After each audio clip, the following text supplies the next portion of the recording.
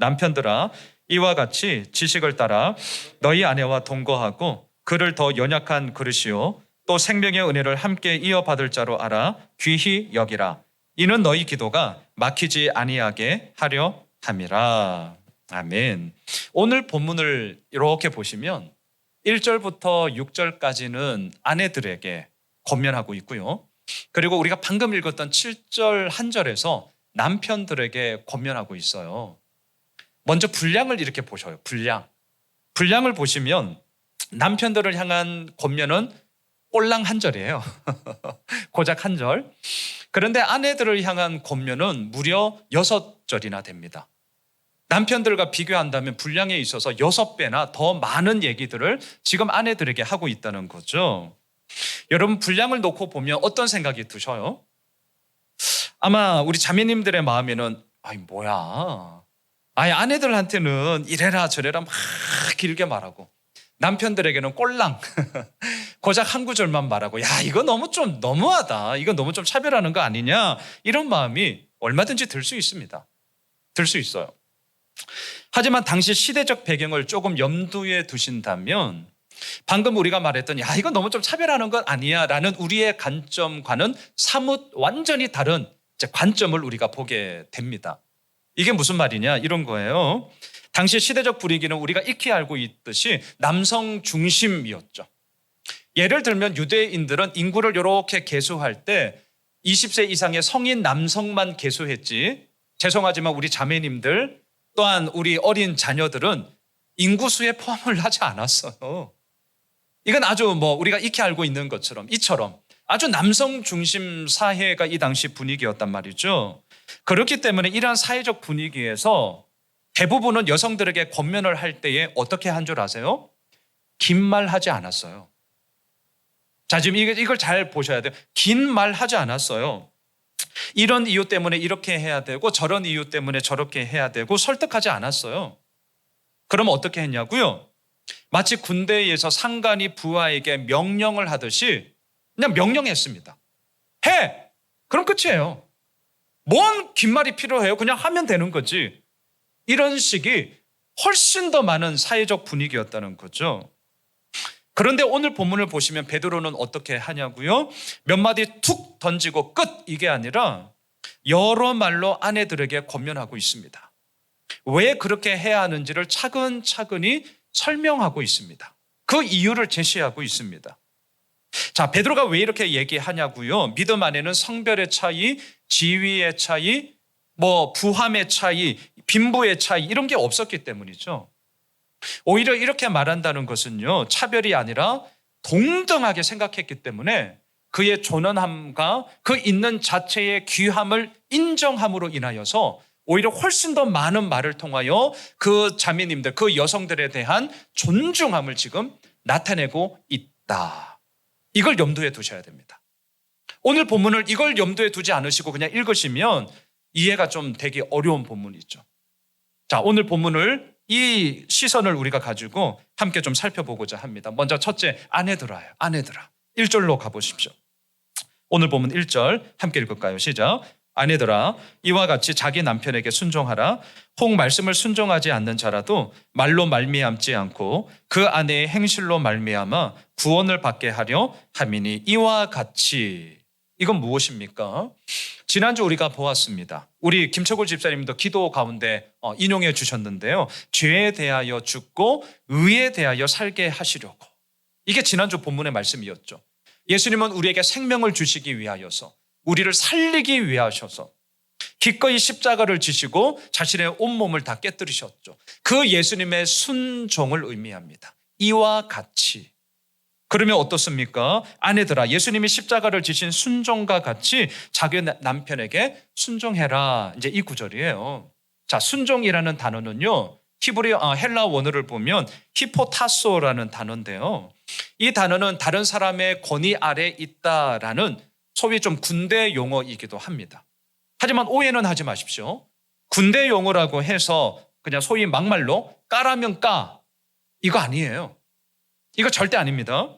무조건적인 복종이나 아니면 어느 한쪽이 일방적으로 강요하는 지배와 군림을 의미하는 단어가 절대 아닙니다. 그러면 이 히포타소, 순종이라는 단어의 뜻은 뭐냐? 크게 두 가지의 핵심적인 의미가 있는데, 첫째는요, 우리 모두는 하나님이 세우신 질서 가운데 있다라는 질서의 개념이 아주 중요한 포인트예요. 우리 모두는 하나님이 세우신 질서 가운데 있다. 질서의 개념. 또 하나는 뭐냐? 그 질서 속에서 서로가 서로에게 지켜야 할 것을 지켜야 한다. 책임의 의미가 있습니다. 히포타소, 순종. 이 말을 딱 들으셨을 때 소위 갑과 을의 위치에서 상관이 부하에게 명령하면 부하는 따라야 된다. 이런 의미 물론 있어요. 하지만 이러한 의미보다 더 전제되는 것은 하나님의 질서 가운데 있다. 그리고 그 질서 속에 있는 우리가 서로 지켜야 할 것을 지켜야 한다는 질서와 책임의 의미가 이 순종이라는 단어에 있다는 것을 잊으시면 안 돼요. 그렇기 때문에 지금 아내들에게 얘기합니다. 자기 남편에게 순종해라. 그런데 이 말씀을 가지고 행여라도, 저도 뭐 남편입니다만 우리 남편들이 아내들에게 이렇게 얘기하는 거죠. 봐라, 여보, 봐. 아내들은 남편에게 순종하라고 하지 않냐. 고로 나에게 순종해야 되는 거야. 자기 입장만을 주장하는 말씀으로 이 구절을 사용해 버린다면 그것이야말로 이 구절이 무엇을 의미하는지를 정말 모르고 있구나라는 것을 오히려 알려주는 반증이 되지 않겠습니까? 자, 1절을 보시면 오늘날도 그렇지만 당시에도요, 아내는 예수를 믿는데 남편은 예수를 믿지 않는 경우가 상당히 많았던 것 같습니다.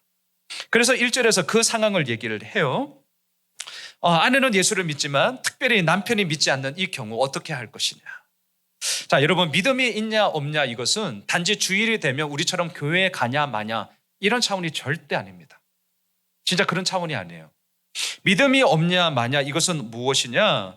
세상을 살아가는 가치 기준이 완전히 바뀌는 거죠. 세상은 말합니다. 야, 돈만 있으면 최고야 임마. 믿음은 말합니다.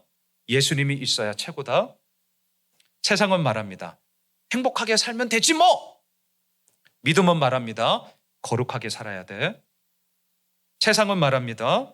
너 하고 싶은 대로 다 해. 그럼 되는 거야. 믿음은 말합니다. 주님 말씀하시면 내가 나아가리다. 주님 뜻이 아니면 내가 멈춰서리다. 나의 가고 서는 것 주의 뜻이 있사오니 주여 오늘도 나를 인도하여 주시옵소서. 완전히 다른 얘기예요. 믿음이 있고 없으면 단지 주일날 교회 가냐 마냐의 차원이 아닙니다. 완전히 다른 차원이에요. 세상을 이해하고 세상을 바라보고 세상을 살아가는 데 있어서 완전히 다른 가치 기준으로 살아가는 이야기가 되는 것이죠. 그런데 어떻습니까? 다른 사람도 아니고 나랑 한평생을 살아가는 배우자가 한 입을 덮고 사는 사람이 믿음이 없으니 어떠냐는 거예요. 정말 쉽지 않은 이야기죠. 부딪힐 수밖에 없죠. 평상시에는 좋아요. 여러분, 좋을 때는 좀 어려운 문제가 있어도 다 좋아요. 근데 그 공동체나 그 가정이나 나의 개인의 모습 가운데서도 그 사람의 진면모는 어디에서 나타나느냐? 어려울 때예요. 좋을 때는 다 좋다니까요. 좋을 때는요, 뭐든지 다 오케이예요. 근데 갈등이라는 부분을 우리가 어떻게 벗어나나요? 어려움이라는 것을 우리가 어떻게 벗어날 수 있나요? 분명히 갈등과 어려움이 있습니다. 바로 그때 그 사람의 진면모가, 진가가 바로 그때 나타나는 거죠. 아내는 예수를 믿어요. 근데 오늘 1절처럼 믿지 않는 남편이 있을 때 어떻습니까? 중요한 선택을 해야 되는 결정적인 순간에 아마 믿는 아내들은 느끼게 되는 거죠. 또 반대로 남편은 예수를 믿고 아내가 믿지 않는다면 우리는 느끼게 되는 거죠. 이렇게 좀 차이가 크구나. 특별히 중요한 것을 선택해야 될 경우에 그 차이가 어마어마하게 다르다라는 것을 확 우리는 경험하게 되고 알게 되는 것이죠. 그러면서 우리들의 마음에 어려움이 생깁니다. 자, 바로 이때 믿지 않는 남편에 대해서 예수 믿는 아내는 어떻게 해야 되느냐? 오늘 본문 1절에서 얘기합니다. 순종해라라는 거예요. 순종해라. 왜 순종해야 되냐? 예수를 믿지 않는 그 남편을 구원하기 위해서라는 거예요. 자, 이 순종하라. 그러면 뭐든지 다 순종하라. 이 부분은 아니죠. 제가 일찍이 사안들에 대한 얘기를 하면서 순종하라 그 범위를 말씀을 드렸어요. 주를 위해 순종해라. 자, 지금 제가 베드로전서 강의를 쭉 하면서 그 부분들을 지금 연이어서 생각하셔야 돼요. 그럼 무턱대놓고 뭐든지 다 순종해라. 아니요, 그게 아니죠. 그 범위에 대해서는 우리가 분명한 믿음의 경계 안에서 해야 한다는 것을 이미 우리가 나눈 그 전제 속에 오늘 본문이 시작이 되는 것입니다. 우리 교회에도 불신 남편의 영혼 구원을 위해서 기도하시는 아내분들이 꽤 많으십니다. 언제든지 기도 제목의 1순위는 그 남편의 영혼 구원이죠. 맞는 말이고 꼭 그렇게 하셔야 합니다. 그런데 기도를 하면 할수록 어떤 마음이 드냐? 소위 여러분 이런 것 아세요? 우리가 제자반에서도 나누는데 회개의 좌절감.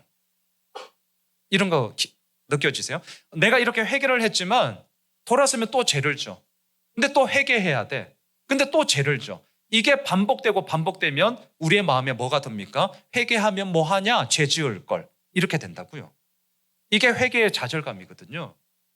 믿지 않는 남편을 위해서 특별히 기도하는 이 믿는 아내분들의 이 마음속에 이런 부분들이 상당히 어려움으로 들어오는 경우를 우리 많이 보게 됩니다. 왜? 이게 단번에 안 되거든요.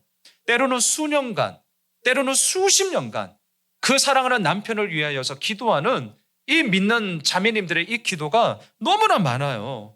그런데 그렇게 기도했지만 어때요? 예나 지금이나 남편이 안 바뀐다는 거죠. 교회 교자만 들어도 막 경기가 일어나고 목사의 목자만 들어놔도 막 그냥 쌍심지를 키고 얘기를 하고 그런다는 거죠.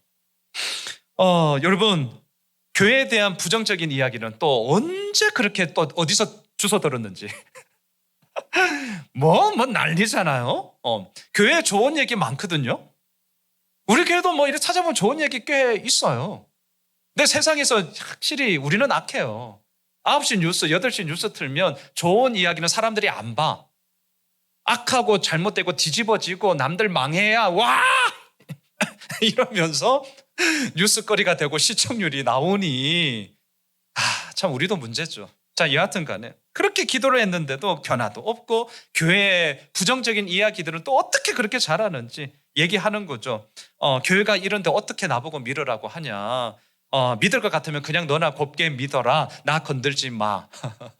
이제 이런 경우들이 허다하다는 것을 잘 알고 있습니다. 자, 여러분 이럴 때 어떻게 해야 하냐는 거예요. 저는 오늘 이렇게 좀 말씀을 드리고 싶습니다. 특별히 불신 남편을 둔 우리 자매님들이, 우리 여자 집사님들 꼭 좀 명심해 주십시오.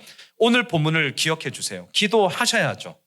하지만 기도만이 아니라 남편에게 순종을 하셔야 됩니다. 자, 그래서 실질적으로 저는 이렇게 좀 말씀을 드리고 싶은데요. 2절로 가보세요. 2절. 오늘 본문 2절을 보십시오. 같이 읽겠습니다. 시작. 너희의 두려워하며 정결한 행실을 봄이라. 자, 믿지 않는 남편이 예수 믿고 있는 아내의 두 가지를 본다는 거죠. 첫째, 두려워하며. 여기서 두려움의 대상은 남편이 아니라 하나님이에요. 하나님입니다. 남편은 사랑의 대상이고 순종의 대상이죠. 두려움의 대상은 절대 아닙니다. 다시 말하면 아내가 하나님을 믿는다고 하는데 신앙생활을 한다고 하는데 얼마나 제대로 믿음 생활을 하고 있냐 남편이 봅니다.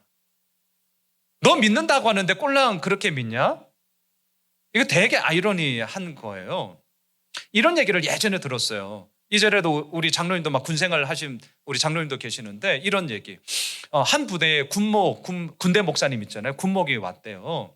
근데 그 지휘관이 이제 장교들 이렇게 모이는 모임에서 좀 이렇게 면목을 주려고 본인은 이제 안 믿으니까 이제 쭉 회식을 하는데 남성들의 회식, 군대에서 회식 분위기 아시잖아요. 술잔을 쫙 돌리더래요. 목사님이 이제 뻔히 알면서도 한번 이제 떠보는 거죠. 그냥 한 잔, 목사님 한 잔 하시라고 이 분위기에서. 근데 목사님이 이제 거절을 했다는 거죠. 그럴 수 없다고. 근데 그 사건이 있고 나서 뒤 돌아서 이렇게 도는 얘기가 뭔 줄 아십니까? 도는 얘기. 뒤에서 다 들리잖아요. 비밀은 없잖아요. 그 얘기가 뭐냐면 그 지휘관이 이렇게 얘기했다는 거예요. 야, 요번에는 진짜 목사 왔다, 야. 여러분, 이거 세상이 우리들을 그렇게 봅니다. 이거 잘 생각하셔야 돼요. 믿지 않는 남편이 믿고 있는 아내, 또 반대로 믿고 있는 남편이 믿지 않는 아내, 이 모든 상황 가운데서 본다고요. 진짜인지 아닌지를 본다니까요. 뭘 보냐고요? 두 번째, 2절을 보시면 정결한 행실을 보죠. 예수를 믿는다고 하는데 남편이 볼 때 전혀 달라진 게 없어. 그럼 어떻겠어요? 왜 믿냐? 이래 되는 거죠. 왜 믿냐? 나한테 믿어라 하지 말고 그냥 너나 곱게 잘 믿으셔. 이렇게 된다는 거죠. 그래서 저는 홀로 신앙생활을 하시는 우리 자매님들에게, 또한 형제님들에게 이렇게 좀 권면을 드리고 싶습니다. 기도를 할 때 이렇게 한번 기도하십시오. 하나님, 사랑하는 남편을 위해 오늘 내가 순종해야 될 것이 무엇인지를 깨달아 알게 하시고 행하게 해 주십시오. 자, 이 기도의 초점을 잘 보아 주십시오. 우리는 흔히 어떻게 기도하죠? 하나님, 저 인간 저거 언제까지 내가 기도해야 되냐고, 좀 믿게 해달라고. 물론 사랑의 마음이죠. 남편을 믿게 해달라고, 아내를 믿게 해달라고, 우리 자식 새끼 믿게 해달라고. 우리 대부분 이렇게 기도를 해요. 그런데 이렇게 기도하고 있는 그 초점은 어디에 있습니까? 상대의 변화만을 얘기를 하죠. 상대의 변화만을. 그런데 제가 앞서 이렇게 말씀을 드렸어요. 하나님, 사랑하는 남편을 위해 제가 오늘 순종해야 될 것이 무엇입니까?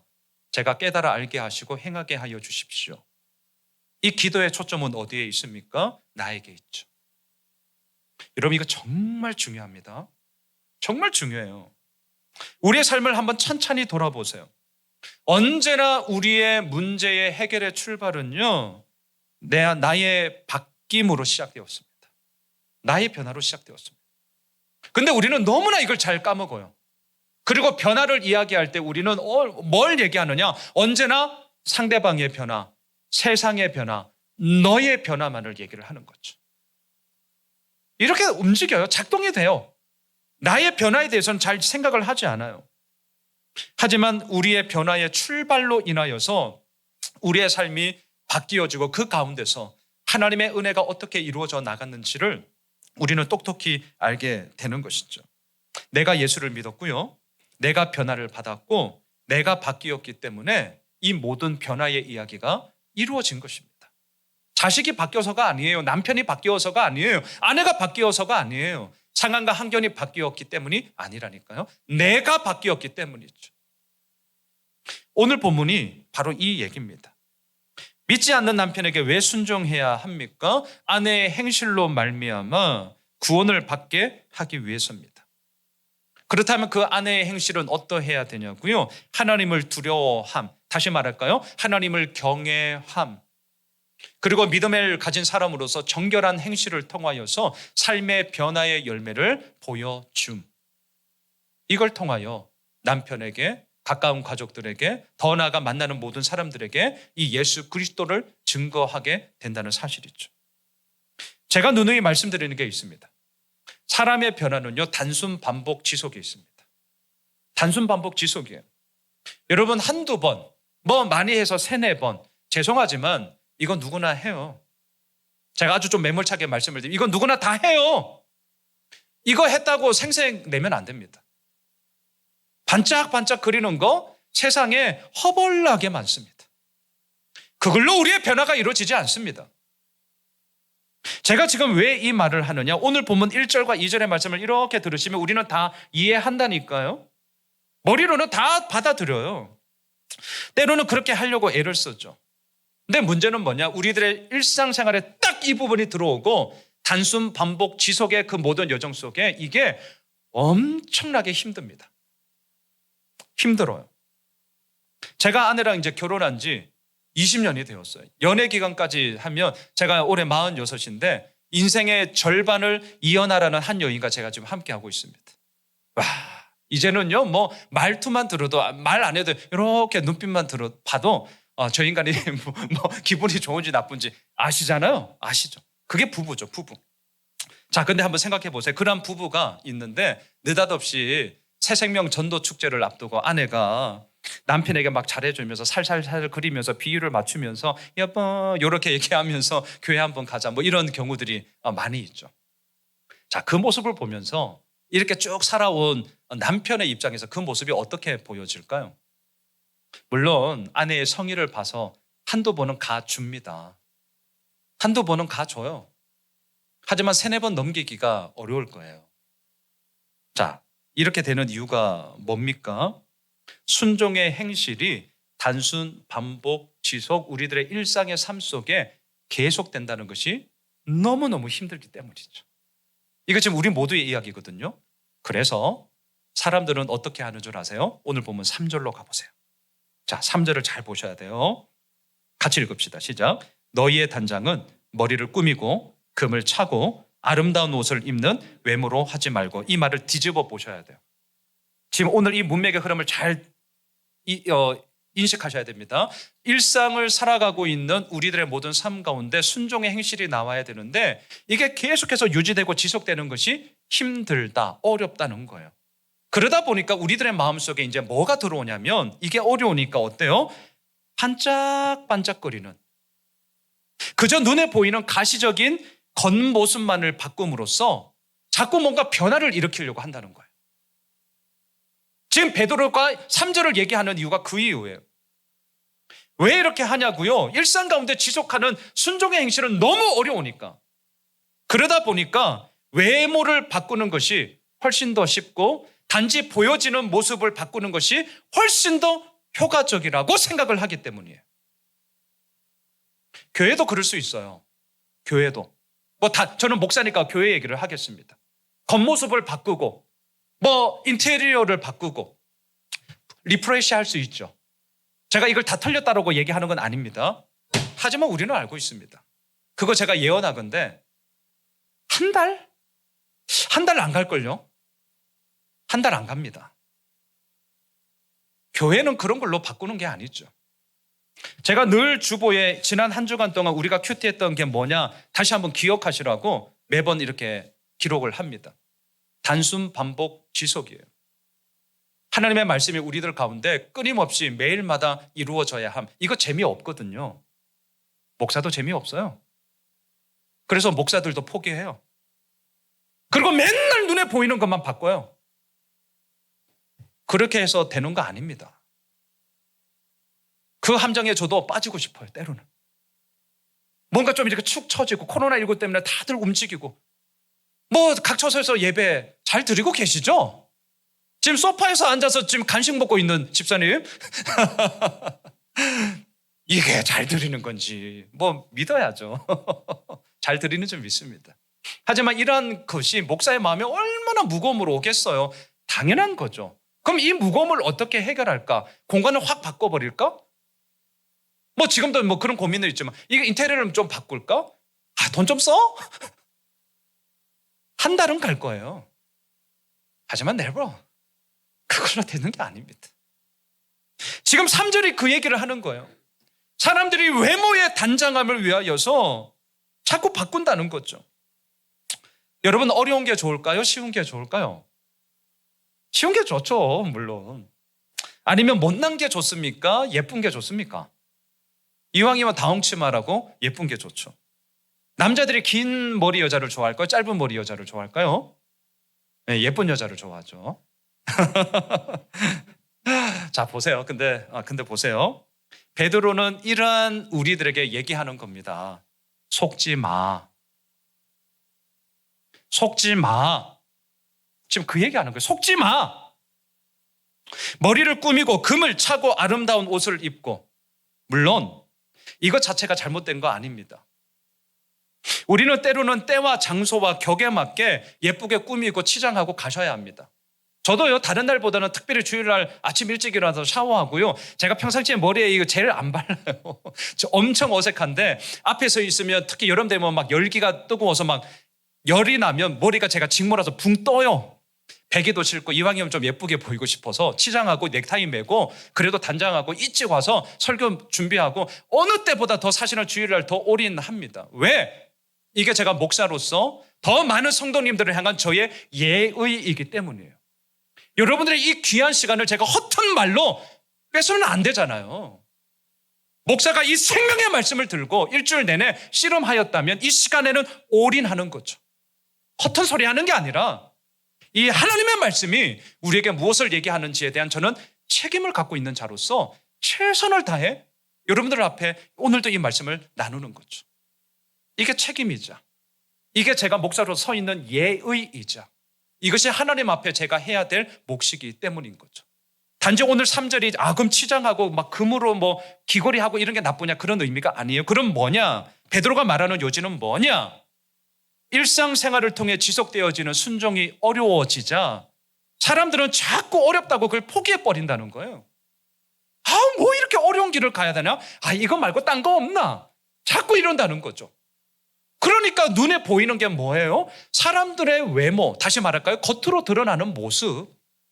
이렇게 한번 바꿔보고 저렇게 한번 바꿔보고 플래카드도 이렇게 했다 저렇게 했다 해보고 홈페이지도 바꿔보고 그런 모습으로 바꿔보려고 하는 거죠. 하지만 어때요? 그걸로 안 된다. 속지 마라. 지금 그 얘기를 하는 것입니다. 그럼 질문해야죠. 어떻게 합니까? 4절로 가보십시오. 오늘 보면 4절. 같이 읽읍시다. 시작. 오직 마음에 숨은 사람을 온유하고 안정한 심령에 썩지 아니할 것으로 하라. 이는 하나님 앞에 값진 것이니라. 제가 요 다른 성경 번역본을 보니까 이렇게 되어져 있더라고요. 한번 들어보십시오. 썩지 않는 온유하고 정숙한 마음으로 속 사람을 단장하도록 하십시오. 그것이 하나님께서 보시기에 값진 것입니다. 겉사람과 속사람을 대조하고 있습니다. 사람들은 겉사람의 변화만을 자꾸 추구해요. 왜? 쉬우니까. 그리고 단번에 다른 사람들이 알아보니까. 요 맛이 좋거든요. 맛이 좋아요. 근데 예를 들어 큐티 날마다 하십시오. 이게 잘 안 드러나요. 맛이 없어요. 너무 맛없어. 여러분 제가 말씀을 드리는 게 있습니다. 별미 너무 좋죠. 외식 좋습니다. 저도 어제 우리 장희록 집사님, 최소연 집사님 덕분에 맛있는 거 먹었어요. 얼마나 배부른지 감사해요. 근데 우리는 알죠. 그런 외식 별미는 가끔이 좋은 거지 우리들의 건강은 어디에 있는 줄 아십니까? 집밥에 있어요. 집밥. 이걸 기억하셔야 돼요. 큐티는 집밥과 같은 거예요. 날마다 내가 그 말씀을 지어 먹으면서 성장해야지 언제까지 떠먹여주는 것만 먹고 계시렵니까? 언제까지 엄마 젖만 먹고 있는 아기가 되시렵니까? 때로는 이게 힘들어요. 밥을 지어야 되니까. 뜸 들었나? 이게 물이 잘 맞나? 이게 잘 됐나? 어려워요. 재미없어요. 그래서 자꾸 사람들은 한 번 하다 포기해요. 뭐 없나? 또 막 쫓아가죠. 하다 팔아요. 10년, 20년, 30년 신앙생활을 그렇게 한들 뭐가 있던가요? 뭐가 있냐고요? 헛헛함. 뭐가 있냐고요? 공허함. 더 나아가 뭐가 있냐고요? 믿어도 별 수 없네. 우리 이거 한번 깨봅시다. 정말 깨봅시다. 재미없을 거예요. 아주 단조로울 거예요. 하지만 우리의 육적인 건강도 결국에는 집밥에 있는 것처럼 우리들이 하나님과의 관계 속에서 이루어지는 영적인 건강 역시 오늘도 이 말씀 앞에 서 있는 그 시간이 결국은 우리를 건강케 하는 것이죠. 썩지 않는 온유하고 정숙한 마음으로 속 사람을 단장하십시오. 이것이 하나님이 보시기에 값진 것입니다. 자, 첫째, 오늘 본문에서 베드로는 말합니다. 아내들이여 남편에게 순종하십시오. 자, 그런데 여전히 어쩌면 자매님들의 마음 가운데는 이런 생각이 들 수 있을 거예요. 반문이. 아니, 목사님 그럼 한번 이건 어때요? 목사님 들어보세요. 남편들이요 아내에게 순종하십시오. 아내들이요 남편을 사랑하십시오. 이렇게 좀 바꾸면 안 돼요, 목사님? 이런 마음 드실 수 있죠. 얼마든지 드실 수 있죠. 그런데 어떨까요? 왜 아내들을 향하여서 남편에게 순종하라 할까요? 이유는 간단합니다. 남편이 아내보다 뭐 더 우월하고 더 능력이 있어서 절대 아니에요. 절대 아닙니다. 남편은 아내의 순종을 통해서 아내가 지금 나를 사랑하고 있구나를 확인할 수 있기 때문이에요. 그래서 제가 오늘 주보 설교 요약지에 순종의 언어라는 표현을 썼어요. 남편을 향한 아내의 순종의 언어가 있을 때에 남편은 그제서야 아내가 그래도 나를 사랑하는구나를 확인할 수 있고 그것을 느낄 수 있기 때문입니다. 그럼 그 순종의 언어는 뭘까요? 저는 두 가지라고 생각합니다. 남편을 향한 절대적인 신뢰, 남편을 향한 절대적인 인정이에요. 남편들은 신뢰와 인정을 먹고 산다는 거 우리 자매님들 다 아시죠? 게리 채프만의 사랑의 언어 5가지 그 속에서도 얘기하잖아요. 남자들은 인정의 언어, 이 칭찬의 언어, 신뢰의 언어가 너무너무 소중한 사람들입니다. 그것을 우리 아내들이 하라는 거예요. 하라는 거죠. 자, 두 번째. 남편들아. 자, 7절로 가보시죠. 오늘 보면 7절. 다시 한번 읽으실까요? 시작. 남편들아, 이와 같이 지식을 따라 너희 아내와 동거하고 그를 더 연약한 그릇이요 또 생명의 은혜를 함께 이어받을 자로 알아 귀히 여기라. 이는 너희 기도가 막히지 아니하게 하려 함이라. 이와 같이. 오늘 본문에서 아내들도 이와 같이라고 시작했죠. 남편들도 이와 같이라고 시작합니다. 이와 같이는 뭐냐고요? 생명을 주기 위해, 생명을 살리기 위해 자신의 온몸을 깨뜨리신 예수님의 순종을 의미하죠. 남편들도 똑같아요. 아내들의 순종만이 아니라 아내들을 향한 남편들의 순종 역시 있어야 한다는 거예요. 그러면서 남편들아 이와 같이, 그러면서 뭘 얘기합니까? 지식을 따라 이렇게 얘기합니다. 여기서 말하는 지식이란 뭐냐? 부부 관계에서 하나님이 원하시는 뜻이 무엇이냐? 이것을 깨달아 알기 위해서 몸부림을 치는 그러한 믿음의 몸부림. 이걸 지식이라고 표현하고 있습니다. 이 지식. 남성들이 흔히 하는 말이 있죠. 아, 이제 뭐 결혼했으니까. 아니면 뭐 좀 속된 말로 이제 내 거니까. 그러면서 어떻게 해요? 이제 자기 마음대로 자기 멋대로 하는 경우들이 사실은 왕왕 있습니다. 그래서 아내들이 이렇게 얘기를 하더라고요. 목사님, 저희 남편이요 연애할 때랑은요 어떻게 저 인간이 저렇게 달라지죠? 남자가 그런 거예요? 라고 남자인 저에게 얘기를 하더라고요. 그래서 저는 대답하죠. 예, 남자가 그런 인간들이에요. 이렇게 얘기를 하는 경우들이 왕왕 있어요. 여러분, 남성들이 이러시면 안 되죠. 여기서 그러시면 안 됩니다. 그러시면 안 돼요. 그래서 베드로는 말하고 있습니다. 지식을 따라. 다시 말할까요? 부부 관계에서 하나님이 원하시는 것이 뭔지를 분별하는 노력을 남편들아 너희들은 해야 된다. 이제 내 거 되었으니까 세상에서 하는 말 그냥 이제 뭐 결혼했으니까 땡이야. 그딴 얘기 하지 말고 이제부터 삶을 살아가는 그 아내와 함께 그 동반자의 길 가운데 하나님이 원하심이 무엇인지를 오늘도 몸부림치며 주님 앞에 서라. 지식을 따라. 그 얘기입니다. 이렇게 말하는 이유가 있었어요. 당시 기록을 이렇게 보니까요. 유대인 남성들이 아침에 기도하는 기도문이 있어요. 근데 그 한 구절 가운데 기가 차고 코가 막히고 진짜 이게 말도 안 되는 기도문이 하나 있더라고요. 뭔지 들어보세요. 하나님, 아침에 이제 벌떡 일어나서 기도하는 거예요. 하나님, 이방인이나 종이나 여자로 만들지 않은 것에 대해서 감사합니다. 아주 단편적인 것이지만 그 당시 남성들이 갖고 있는 이 썩어빠진, 제가 남자니까 이런 얘기 해도 돼요. 성차별 역차별 아닙니다. 네. 남성들의 인식이 얼마나 자기중심적이었는지를 우리가 이런 기도문을 통해서도 알게 되는 거죠. 아니, 이게 무슨 기도예요? 하나님, 종이나 이방인이나 여자가 아님을 감사합니다. 그러면 함께 살고 있는 아내인 여성분은 뭐가 되는 겁니까? 이런 기도를 하나님이 어떻게 들어주시겠어요? 이런 분위기 속에 지금 베드로가 남편들에게 얘기하는 거죠. 자, 7절을 보시면 세 가지를 권면합니다. 7절을 보세요. 첫째, 너희 아내와 동거해라. 저는 이렇게 말씀드리고 싶습니다. 부부 함께 계셔야 됩니다. 요즘이 아니죠. 이미 자녀들의 교육을 위해서 멀리 자녀들과 아내는 보내고 열심히 돈 버는 기러기 아빠. 저는 반대합니다.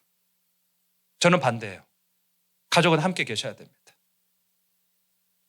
아니면 주말 부부로 지내는 가정들이 있어요. 그 상황 제가 잘 압니다. 왜 그러해야 되는지. 한시적인 기간을 정해져 있다면 오케이, 거기까지는 오케이. 하지만 이게 기간 없이 그냥 막연하다. 그러면 어떻게 해서든지 함께 할 수 있는 방안을 모색하셔야 합니다. 성경은 분명하게 얘기합니다. 부부는 동거해야 됩니다. 가족은 함께 있어야 돼요. 두 번째, 그를 더 연약한 그릇으로 받으셔야 됩니다. 남편들이 반드시 기억해야 될 거, 아내는 나보다 더 연약한 그릇이다. 여기서 연약하다는 말은요, 그의 종기함과 그의 사람됨이 우리보다 열등하다 이런 의미가 아니라 신체적으로 힘으로 남자들보다는 약하다, 요 의미입니다. 그렇기 때문에 이것을 적용해 봅시다. 행여라도 부부 문제 가운데 갈등이 있고 때로는 으악! 싸울 때가 있죠. 그럴 때 참 저도 아내한테 죄송하네요. 예전에 으악! 하면서 물건을 던졌던 적이 있던 것 같아요. 근데 오늘 이 본문을 어떻게 적용하나? 그러시면 안 된다는 거예요. 갈등의 상황이 있을 수 있죠. 의견 차이가 있을 수 있지요. 하지만 그럴 때 남성들이요, 꼴랑 힘 좀 세다고 힘으로 문제를 풀어나가려고 한다면 안 된다라는 것입니다. 폭력은 절대 안 됩니다. 어떠한 이유세든지 안 됩니다. 세 번째, 생명의 은혜를 함께 이어받을 자다라는 인식을 꼭 가져야 된다는 거죠. 남편 혼자 생명의 은혜를 독차지하는 상속자 아닙니다. 아내 역시 동등한 권리를 가지고 있어요. 그렇기 때문에 어떻게 해야 되냐고요? 7절 마지막 이렇게 얘기하죠. 아내를 귀히 여겨라. 이 말을 달리 바꾼다면 존중이라는 단어로 바꿀 수 있어요. 아내를 존중하셔야 합니다. 자, 그러면서 마지막, 베드로는 남편들이 이렇게 해야 하는 이유에 대해서 7절 마지막 부분을 보시면 이렇게 얘기합니다. 이는 왜냐하면 너희 기도가 막히지 아니하게 하려 합니다. 저는 이 말씀을 묵상을 하면서 이 마지막에서 좀 걸렸어요. 자, 전체 문맥의 흐름상 어떻게 하는 게 더 자연스러울까요? 저는 이렇게 한번 생각해 보았어요. 이는 너희 부부 관계가 막히지 아니하게 하려 합니다. 이러면 전체 문맥의 흐름상 너무 자연스럽잖아요. 아니면 이런 거, 이는 너희 부부가 더더욱 주 안에서 사랑하게 하기 위함이다. 이러면 이 본문의 문맥상 딱 맞아요. 아내들아, 남편들아, 그리고 마지막 너희 부부의 사랑이 더욱더 온전해지기를 원합니다. 이거는 논리적으로라도 이렇게 가는 게 훨씬 더 자연스럽죠. 그런데 왜 베드로는 뜬금없이 이는 너희 기도가 막히지 않게 하기 위함이다라고 기도를 불쑥 들고 나오냐는 거예요. 이게 묵상하면서 많이 걸렸어요. 왜 그렇지? 이게 고민이었어요. 자, 그러다 제가 푼 답은 이것입니다. 왜 이렇게 했느냐? 그건 이겁니다. 남편들은 반드시 이렇게 해야 한다. 강조하기 위함이었고요. 그저 한 귀로 듣고 한 귀로 흘리지 말고 내가 만난 대로 꼭 해야 돼. 그렇지 않으면 안 된다라는 강력한 경고를 하기 위해서였어요. 자, 이걸 어떻게 알 수 있느냐? 자, 자막을 한번 보세요. 베드로전서 3장 12절. 이 구절은 다음 주에 더 좀 자세하게 볼 텐데요. 같이 한번 읽어보시죠. 시작. 주의 눈은 의인을 향하시고 그의 귀는 의인의 간구에 기울이시되 주의 얼굴은 악행하는 자들을 대하시느니라 하였느니라. 자, 이 구절을 잘 들여다보세요. 지금 이 구절을 인용하고 있는데, 인용한다는 것은 베드로도 이 말씀에 대해서 인정하고 나 또한 그렇게 생각한다는 거잖아요. 그럼 이 구절을 근거해서 기도가 막힌 자는 의인입니까? 악인입니까? 예, 악인이죠. 이걸 지금 베드로는 염두에 두고 있는 거예요. 그러면 이렇게 얘기하는 거죠. 오늘 본문 7절로 다시 오셔서 남편들이요, 너희는 악인이냐 의인이냐? 너희는 악인이냐 의인이냐?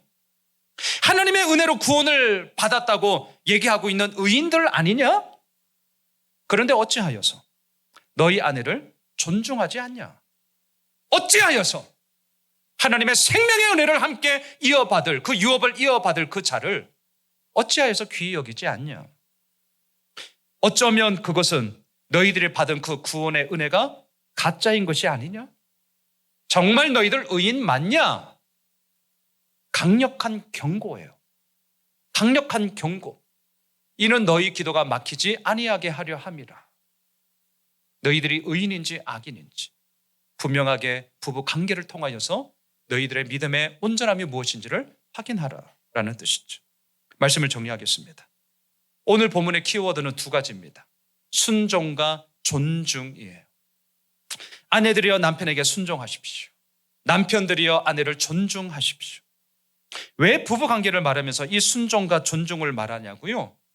이 순종과 존중만이 남편과 아내 이 부부관계를 완성시키는 것이었기 때문입니다. 인류의 역사를 볼 때 순종과 존중은 언제나 실패였습니다. 창세기 3장을 기억해 보십시오. 아담과 하와는 선악과를 따먹지 말라, 이 하나님의 명령에 순종하지 않았습니다. 순종하지 않으면 하나님을 존중하지 않았기 때문이요. 순종하지 않으면 하나님처럼 되고자 하는 자기 욕망이 너무나 컸기 때문이죠. 창세기 11장. 하나님은 명령하셨습니다. 생육하고 번성하여 땅에 충만하라. 하지만 이들은 흩어지지 않았습니다. 바벨탑을 쌓았습니다. 왜요? 하나님의 이름보다 더 높이 나의 이름을 이 땅 가운데 세우리라는 자기 욕망과 탐욕으로 들끓어 올랐기 때문이죠. 왜 그렇게 했냐고요? 하나님을 존중하지 않았기 때문이죠. 인류의 역사는 언제나 이 순종과 존중의 실패로 말미암아 처참하게 무너져 버렸습니다. 하지만 아십니까? 그 실패의 고리를 끊고 이제는 순종과 존중의 이 두 단어를 완성시킨 예수 그리스도가 우리들에게 찾아오신 줄 믿습니다. 오늘은 종려 주일입니다. 수많은 예루살렘 성읍의 사람들이 종려나무 가지를 흔들면서 맞이하고 있습니다. 예수님을 환호하고 있습니다. 하지만 5일이 딱 지났을 때 그 사람들의 환호성과 그 사람들의 그 반가이 맞이함은 예수를 죽여라! 예수를 죽여라.